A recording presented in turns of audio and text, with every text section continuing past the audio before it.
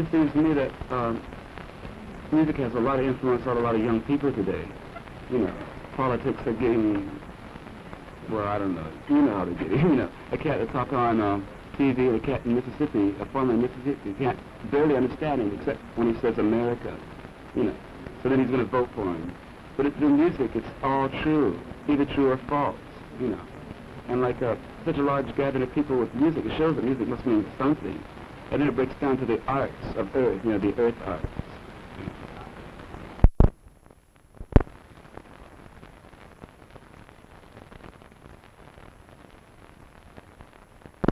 There was a success for the fact that there was one of the largest gathering of people, you know, and a musical sense of it, you know.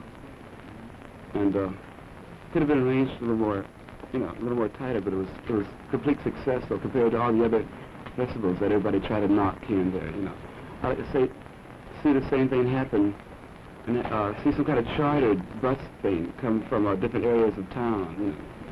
Some kind of, because I like for everybody to see these type of festivals, how everybody mixed together.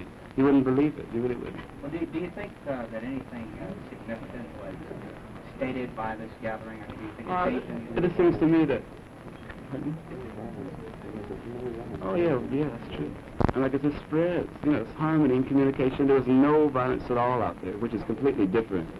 You know, nobody can expect this through a mixed group or whatever you want to call it. Do you think this is going to have an influence on future festivals or the music of the country? Well, the idea of nonviolence and the idea of when your attendance is over the thing, you should let everybody else in free. Yeah, that idea. Yeah. And the idea of people really listening to music over the sky, you know, in such a large body. Everybody thinks that something's going to go haywire or something. That's always brought on by the police. Always. You know, you say that this is a success, but there's 300,000 people. Isn't that pretty large for to really to be a success? It sure is, and I'm glad it is a success.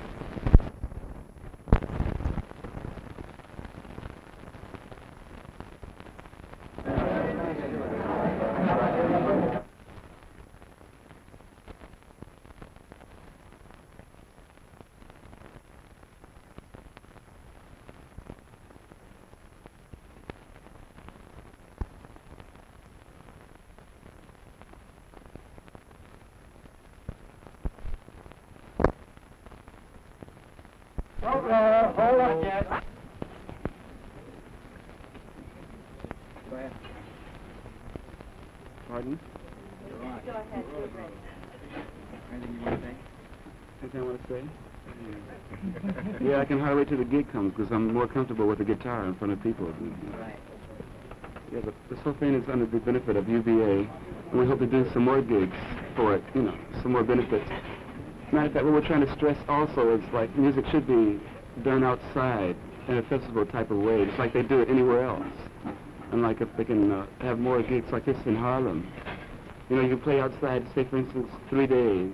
At the 4th day, you play half the day outside, for instance, and maybe the other time in the Apollo, you know, 4 shows or whatever, you know. Because a lot of kids from the ghetto or whatever you want to call, you know, don't have enough money to travel across the country to see these different festivals, what they call festivals. I mean, $7 is a lot of money, you know. So I think more groups that are supposed to be considered heavy groups should contribute more to this cause. Could we ask you what your thoughts may be after quite late? Yeah, well, I was pretty tired. You know, I was tired. Very tired. And oh, because we're all Americans. You know, we're all Americans, aren't we? When it was written then, it was played in a very, very beautiful, what they call beautiful state, you know. It's nice, inspiring, you know, your heart throbs, and you say, great, I'm American. But nowadays when we play it, we don't play it to take away all this greatness that America's supposed to have, but we play it the way the air is in America today. The air is slightly static, isn't it? You know what I mean? So therefore we played it, if it was what, pardon? With all the bad reports about drugs, yeah. if it's held in the same place next year, would you appear again? With all the, what, you mean the festival? Yeah. Held in the same place. Yeah, I'd love to hear it. But the drug scene is going to be a little different by that time anyway. Everybody's going to know the truth about that, you know. By that time. By that time. What do you have Just like Harlem is going to have beautiful round buildings by that, you know. in comparison with that time, you know, by that time too. What is your comment on drug use at the walk-in festival? I don't know. Well, some people believe that they have to, you know, do this or do that to get into the music. I don't know. I don't have no opinions at all. Different strokes for different folks. That's all you do. Sly and the Family Stone, I think, said that. How do you think the benefit you're going to do in Harlem will be compared to the Woodstock Festival? Oh, well, I don't know. I might be living a long time, but I don't go by comparisons. I just go by the truthness or the falseness of the whole thing, the intentions of whatever it might be. Forget about comparing. That's when we make our biggest mistake. To put it on TV, didn't they? Find out the yes and no's. What's the actual rank up? You know, it's the same thing with these festivals and these gatherings. I hope it happens in art. I hope it happens in, you know, community sports and whatever. You know. Mr. Hendrix, why the United Block Association? Pardon? Why do you pick the United Block Association? You have to start, man. You know, what's wrong with it? What's wrong with it? Do you think that this kind of assembly marked a change in American culture?